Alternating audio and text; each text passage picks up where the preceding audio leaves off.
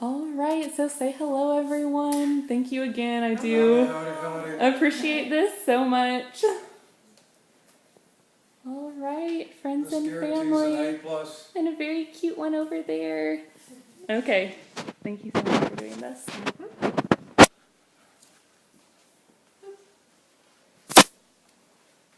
All right.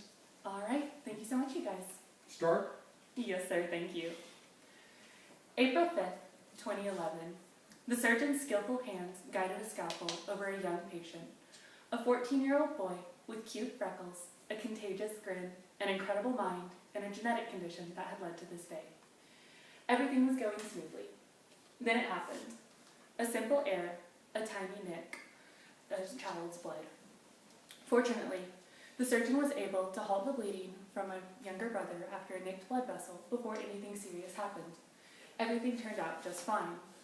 However, had things fallen the other way, my family would have been in need of an incredible gift: donated blood. Now, this really could happen to anyone: friends, family, cousins, and neighbors. However, we rarely stop to consider scenarios like this. In fact, according to the American Red Cross, one of the two most common reasons why people donate blood is that they simply didn't think about it. In order to remedy that statistic, today we'll be discussing a few of the basics about blood donation.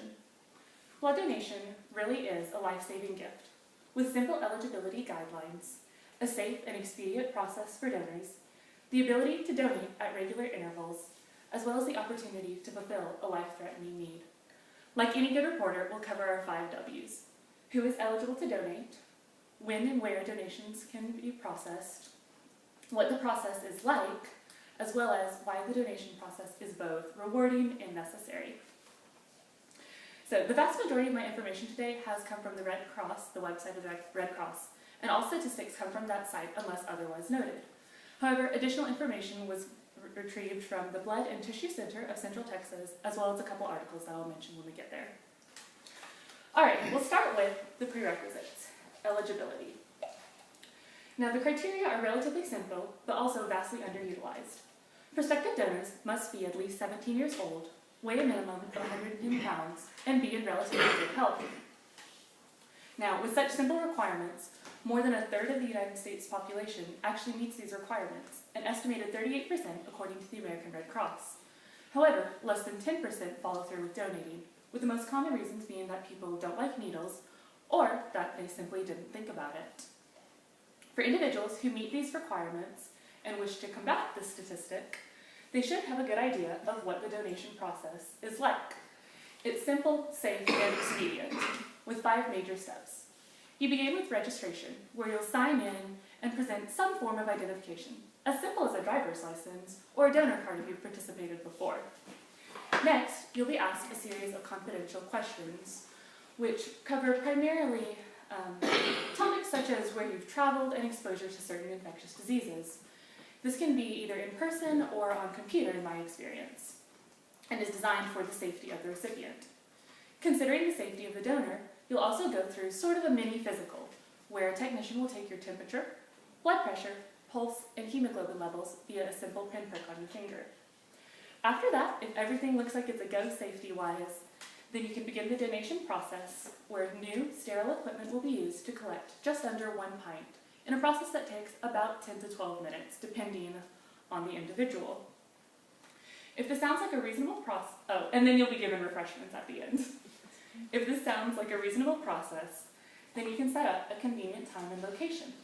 It does vary a little bit with the seasons, as supplies actually decrease and demand increases during the summer. This is because about 20% of blood donations during the school year come from school drives at high schools and colleges. So when that supply decreases and normal donors are on vacations, but accidents and vacation injuries increase, you have a little bit of a deficit in the summer. You can, and this is backed up by Lauren Horsey, the Public Relations Coordinator at Miller Keystone Blood Bank. She says, and I quote, "Summertime is definitely our hardest time. We like to say the need for blood doesn't take a holiday." You can continue donating blood at this time, though, participating every 56 days in whatever location is most convenient for you, be it a stationary clinic, a mobile blood drive, or even a mobile bus, like the one that comes to our school once a semester. With such a convenient process, there really isn't much of an excuse not to donate, but people still have generally two reasons why they choose to do so, being that donation is necessary for the recipient and rewarding for the donor. Every 2 seconds, according to the Red Cross, someone in the United States is in need of blood products, necessitating an average of 41,000 donations each day. Now the good news is that even a single donation really can make a difference, as 1 pint of blood can be used to save up to 3 lives. This is the primary reason that most people donate. They simply want to help others. And this can come in the form of an infant named Reed, who was born with a heart condition and received blood products within the first few days of his life. Or it can be a 6-year-old, like Joshua. And Reed's story is from the Blood and Tissue Center of Central Texas. Joshua and Allison's story can be found at the Red Cross website on a blog. Joshua is a 6-year-old who was born with a blood disorder, and his mother, Allison, has some poignant words to share. Blood donors play a significant role in our family's life. They have no idea what a difference they make when they choose to take time out of their day to donate. Blood donors are truly heroes and lifesavers. Blood donation really is an incredible way to save a life, to set an incredible example for others, and to define heroism. As you can see, the guidelines for eligibility are reasonable. The process is designed with safety of the donor and recipient in mind. The locations are convenient, and the benefits are applicable to both donor and recipient. Now, since one of the primary reasons why people fail to donate is lack of information, we've covered our 5 W's of who is eligible to donate, what the process is like, when and where they can participate, and why they choose to do so. Although the names and stories may vary, connecting donor and recipient alike is a common factor coursing through the veins of humanity.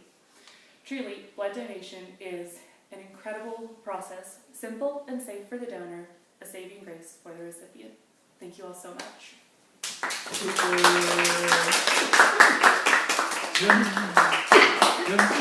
Good job. Oh, 2 seconds. We're very close. Very good. Good timing.